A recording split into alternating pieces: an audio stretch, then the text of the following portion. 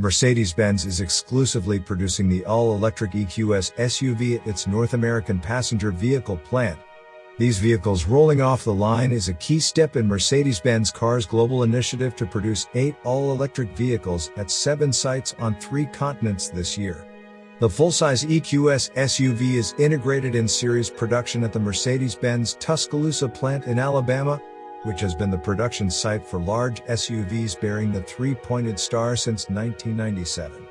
Tuscaloosa serves as a key production location for Mercedes' EQ luxury electric SUVs, the EQS SUV and EQE SUV, which goes into production later this year.